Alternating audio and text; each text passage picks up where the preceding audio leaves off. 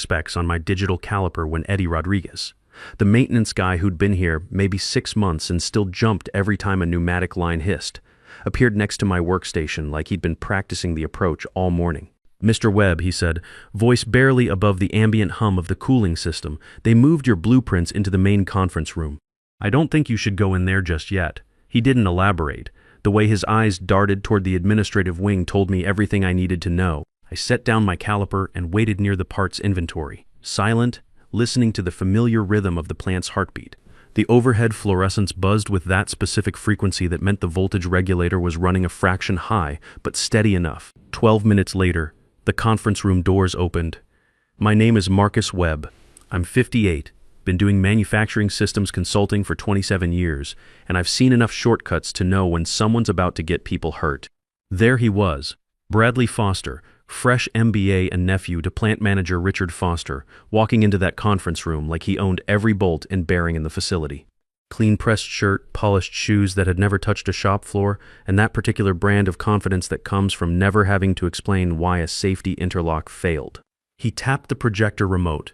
First slide appeared on the screen. My slide, my exact automation sequence blueprint. Even my certification watermark was still visible in the bottom corner, faded, but there like a ghost of 27 years of keeping people alive. Pause here, because what's coming next is bigger than one stolen presentation. If you've ever had some hotshot try to mess with safety protocols you spent decades perfecting, if you've watched some kid with a degree try to improve what you built with blood and experience, take a second to understand why this matters. It's not about pride. It's about the fact that when you cut corners on safety systems, people don't just lose money, they lose fingers, or worse. I'd learned that lesson the hard way 15 years ago at a plant in Ohio. Good worker named Danny Morrison, 28 years old, 2 kids at home. Someone had bypassed a proximity sensor on the stamping press to speed up production. Just temporary, they said. Just until the new parts come in.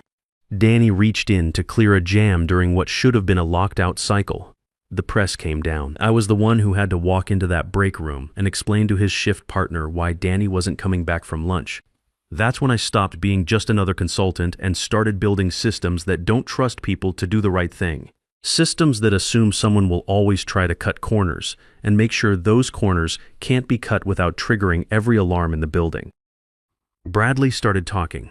Same cadence I used in regulatory briefings. Same technical progression I'd developed through 15 plant installations across 8 states. But it wasn't just copying, it was dangerous. My fail-safe cascade protocols weren't public domain. They weren't in the plant manual. The only way he had access to those blueprints was through the secure partition on the engineering server, which required my personal certification key. That explained the 3:42 a.m. system access alert I'd flagged that morning. I'd spent the last 15 years developing a comprehensive plant safety automation system. Interlock sequences, emergency shutdown protocols, redundant sensor networks, all housed behind encrypted access tied not to the company but to my firm, Webb Industrial Solutions.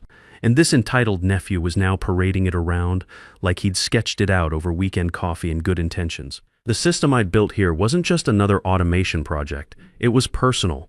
After Danny Morrison, after watching his wife at the funeral, after seeing his kids ask why Daddy wasn't coming home, I swore I'd never let another preventable accident happen on my watch. Every sensor placement, every interlock sequence, every fail-safe protocol was designed with one question. What if someone tries to bypass this to save 30 seconds? I didn't storm in. I didn't make a scene. I just opened my tablet, accessed the system diagnostics panel, and pulled up the access logs. Every entry, every file touched, every protocol viewed from that unauthorized login. At 3:42 a.m., someone had used my elevated credentials from inside the facility. Not remotely, not through VPN, physically here at the plant. The badge logs would complete the picture, but I already knew what I'd find. This wasn't just theft anymore. This was someone playing with fire in a room full of gasoline. Meanwhile, back in the conference room, someone laughed at one of his explanations. One of mine actually pulled straight from a safety briefing I'd given to OSHA inspectors 8 months ago about why you never ever bypass proximity sensors on conveyor systems. I wondered when this had stopped being professional theft and started becoming a safety violation that could kill someone.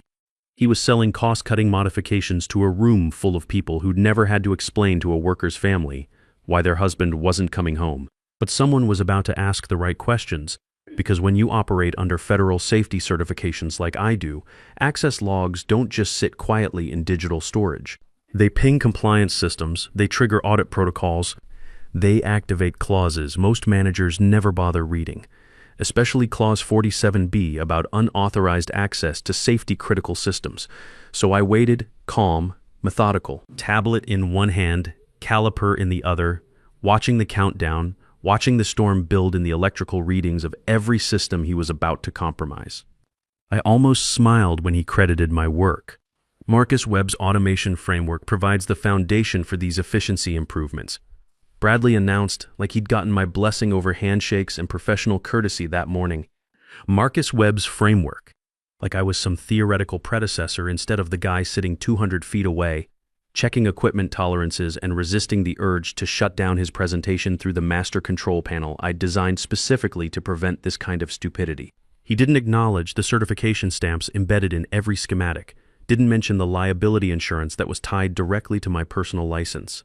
Just moved through my blueprints like he was auditioning for a promotion that had already been wrapped up in family connections and corporate nepotism. His voice hesitated when he got to the sensor redundancy section because that wasn't his area. None of it was. The automation system wasn't just about flowcharts and efficiency metrics. It was interlocked timing sequences, fail-safe protocols, and emergency shutdown cascades that don't make sense to people who think safety is just another line item to optimize. One of the production supervisors, a guy who'd been here since before I installed the first proximity sensor, cleared his throat. Tom Garrett, 20-year veteran who'd seen his share of close calls. How exactly do these new efficiency protocols handle sensor failure during peak production runs? He asked. Bradley blinked, then said something about adaptive threshold management, which isn't a real thing, not in manufacturing safety, not in any system I've ever designed to keep people from getting crushed by machinery. But nobody challenged him. Nobody looked concerned. Because when you're young, educated, and related to management, people nod through your dangerous nonsense like it's innovative thinking instead of a blueprint for workplace fatalities. I sat there in the parts area, invisible, while they let him dance around 27 years of safety engineering, like it was inspiration he'd downloaded from LinkedIn. He had my blueprints perfectly copied. System diagrams, wiring schematics, even my signature equipment specification that reads, "Pause here, verify all interlocks, then energize primary systems." I developed that safety rhythm through 3 near-miss incidents and 1 accident that still wakes me up some nights. And he took it, wore it like a credential, and strutted into that room without understanding that every shortcut he was proposing could put someone in the hospital. The worst part wasn't the theft itself. It was watching him skip over the emergency shutdown sequence entirely. Of course he did. That section required hands-on experience with equipment lockout procedures, something you don't learn in business school. The real safety protocols were encrypted behind links that only opened with my active certification session anyway. But here's what Bradley didn't understand, and what his uncle Richard Foster should have known before letting this disaster unfold. He hadn't just stolen a presentation, he'd accessed federally regulated safety documentation without authorization, and every minute he stayed logged into my certification system, every protocol he displayed while impersonating my credentials was being tracked, mirrored, and stored on a separate audit server, because I designed it that way. When your automation system controls equipment that can kill someone in under 2 seconds, you don't trust people to follow rules. You build an automatic compliance monitoring, you code in regulatory alarms, and you keep your real safety protocols locked behind certification keys that don't just disappear when some MBA decides to save the company money. The system I'd built had learned from every mistake I'd witnessed over nearly 3 decades. The stamping press incident that took Danny Morrison wasn't the first accident I'd seen, just the one that changed everything. Before that, there was the conveyor belt in Michigan that caught a worker's sleeve because someone had disabled the emergency stop. The overhead crane in Texas that dropped a load because the operator bypassed the weight sensor warnings. Each incident taught me something new about how people find ways around safety systems, and I built those lessons into everything I designed afterward. That's why my automation framework wasn't just about efficiency or productivity. It was about assuming the worst-case scenario and building protection against human nature itself. Every sensor had backup sensors. Every interlock had redundant interlocks. Every emergency stop had multiple triggers that couldn't be disabled simultaneously without triggering a plant-wide lockdown. Bradley had my structure but not my access, and that distinction was about to matter because what he didn't realize, as he clicked through the most dangerous presentation of his short career, was that federal safety inspectors had already been automatically notified the moment he accessed controlled safety documentation from an unverified device. The system worked exactly as I'd designed it. At 3:42 a.m., when Bradley used my stolen credentials, the first alert went to my tablet. At 3:43 a.m., a secondary alert went to the Federal Compliance Database. At 3:44 a.m., an encrypted report was automatically generated and queued for OSHA review. By 4 a.m., federal inspectors were already scheduling an unannounced site visit. I didn't make those calls. I didn't file those reports. I didn't trigger that investigation. The system did it all automatically because that's what happens when you try to circumvent safety protocols that are designed to protect 150 workers from industrial equipment that doesn't care about quarterly earnings or family connections. They came in quiet, 2 of them. OSHA inspectors don't announce themselves. They just materialize in hard hats and clipboards, like the industrial equivalent of antibodies responding to an infection. Bradley paused mid-sentence, remote frozen in his hand. The projector light caught sweat starting to form on his forehead. He wasn't smiling anymore. "Excuse the interruption," said the taller Inspector Johnson. I think his name was. I'd worked with him on 3 previous plant audits, always thorough, always focused on keeping workers alive instead of keeping shareholders happy. "We just have a question before this continues." He didn't sit down, didn't offer small talk. Just held up a printed alert with the federal seal visible, even from my position near the inventory racks. "Who accessed Marcus Webb's certified safety protocols this morning?" Bradley blinked. You could almost hear the excuses spinning up behind his eyes. "I was given authorization," he said, voice cracking slightly, "for operational continuity purposes. My uncle said I had clearance to review efficiency opportunities." The second inspector, Martinez, didn't blink. "Your uncle said," she repeated slowly, like the words tasted like liability. She consulted her tablet.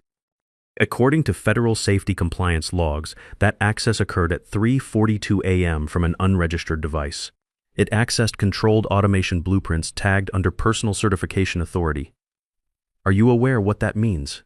The silence that followed was the kind that makes even ventilation systems seem too loud. I checked my caliper readings again, not because I needed to, because I didn't want to watch Bradley realize how deep he'd stepped into federal regulatory territory. Martinez continued, without warmth in her voice. "Those protocols aren't just company property. They're personally certified safety systems under CFR Title 29, Section 1910. Access without proper authorization constitutes a federal safety violation. Marcus Webb isn't an employee. He's a licensed safety consultant under Webb Industrial Solutions." Someone in the room coughed. A chair squeaked. One of the production assistants reached for their phone like they might need to call their union rep.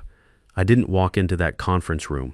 I just opened my tablet and sent the file I'd been preparing since 3:43 a.m. Subject line: Unauthorized Safety System Access. Federal Compliance Violation. The document was clean and thorough. Time-stamped access logs, certification breach alerts, IP traces, and device fingerprints proving Bradley had attempted to access the restricted compliance database twice and failed both times. At the bottom of the report, a section of my federal safety certification highlighted the relevant regulation. Unauthorized access to certified safety protocols constitutes grounds for immediate regulatory intervention, including impersonation of certified personnel, credential sharing, and presentation of controlled safety systems under alternate authority. Johnson glanced at his tablet, presumably reading my attachment, then looked up at the room with the expression of someone who'd just discovered asbestos in the ceiling tiles. "Nobody in this facility," he said carefully, "is authorized to modify these safety protocols without Marcus Webb's written certification transfer. That includes all derivatives, efficiency modifications, and operational adjustments." Bradley's voice cracked. "But I was told my uncle approved." "Your uncle," Martinez interrupted, "doesn't have the authority to override federal safety certifications. Only the primary license holder can authorize changes to life-critical automation systems." The plant manager, Richard Foster, looked like someone had just explained that his nephew had been juggling live grenades for the past 45 minutes. He didn't defend Bradley. He didn't even speak. He stared at the screen, at my blueprints, like he suddenly understood how catastrophically expensive this mistake was about to become. I stood up from my workstation and walked toward the exit.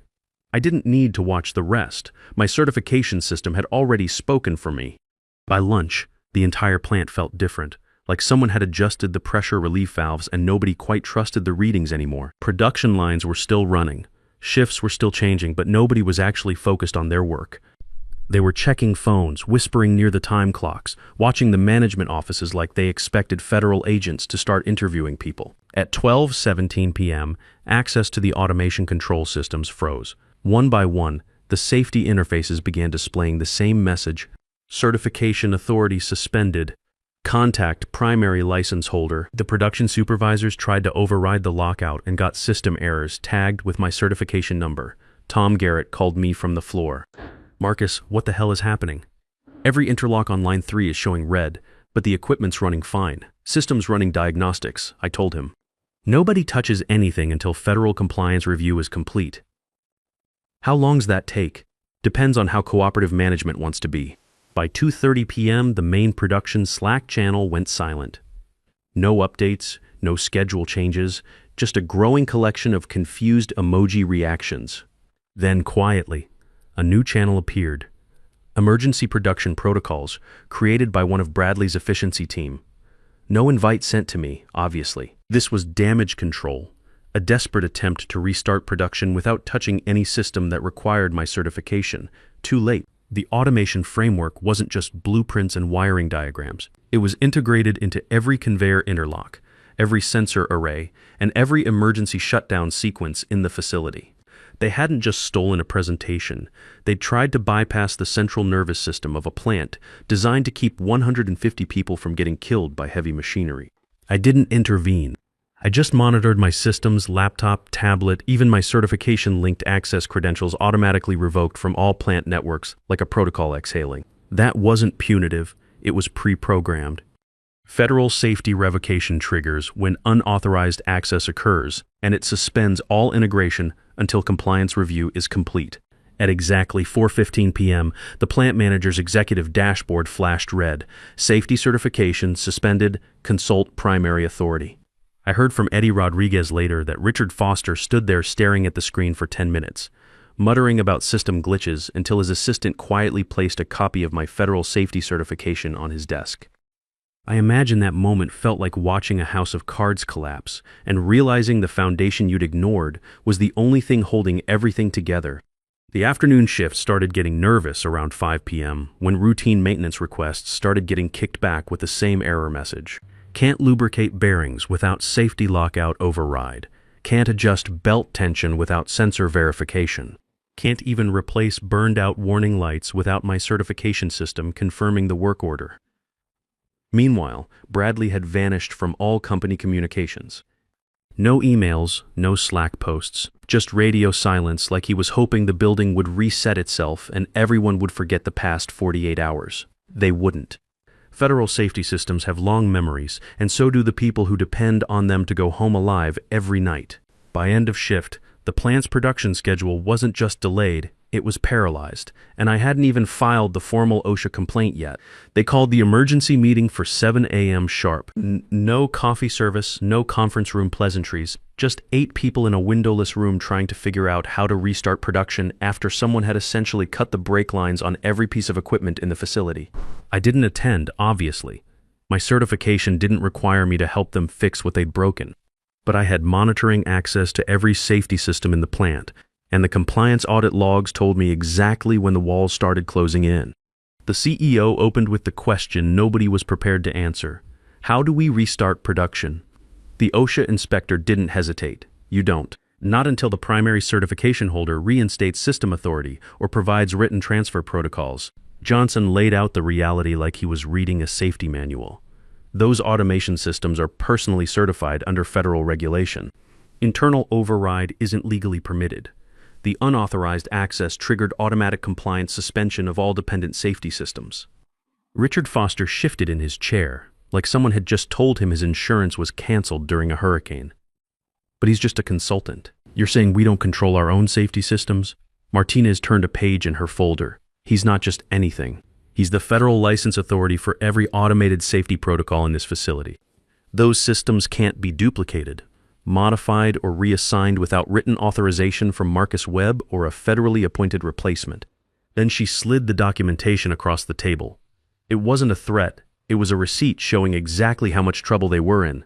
The CEO leaned forward. "So we're liable for federal safety violations?" "Yes," Martinez nodded.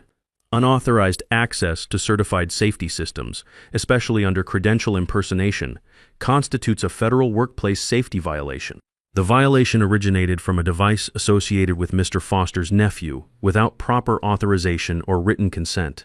I was told the CEO exhaled like he'd just been handed a bill for rebuilding the entire plant from scratch. Nobody mentioned Bradley's name after that. They didn't have to. He hadn't shown up for work, hadn't answered emails, and probably wouldn't be seen around the facility again.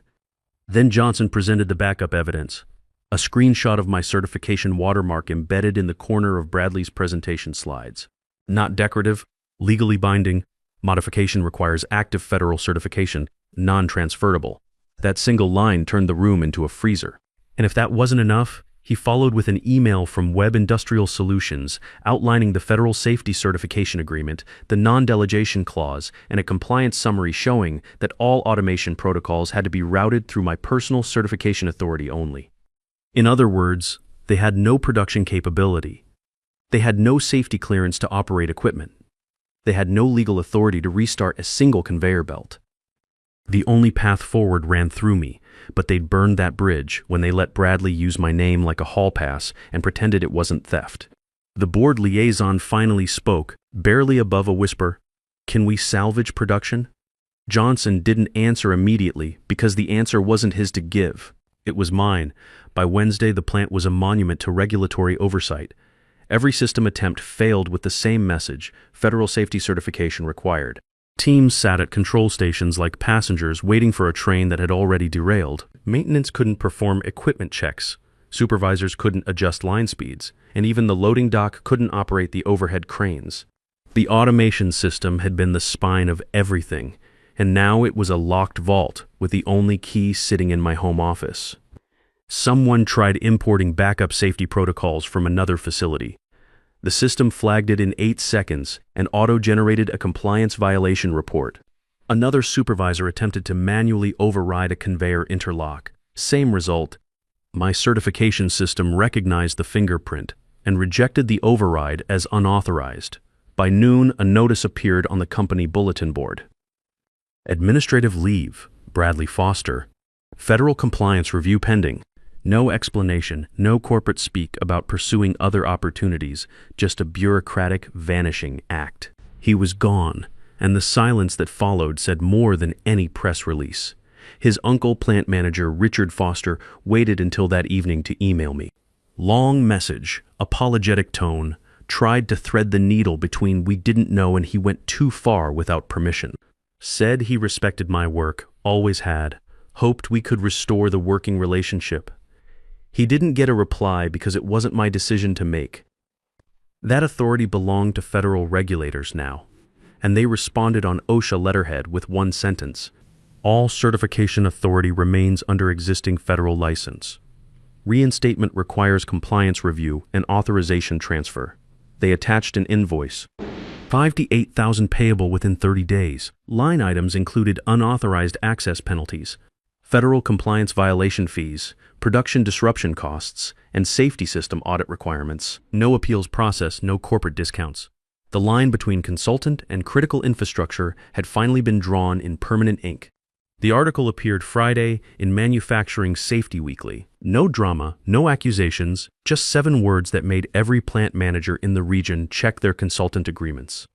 Facility shut down follows safety certification violation. They never used my name, of course. Professional courtesy and legal precision. But the quote they pulled from OSHA said everything. When you build around certified safety systems, respect the certification before you try to modify them without authority. 2 weeks later, I got a call from the National Institute for Occupational Safety and Health. They wanted me to present at their annual conference about automated compliance monitoring in manufacturing environments.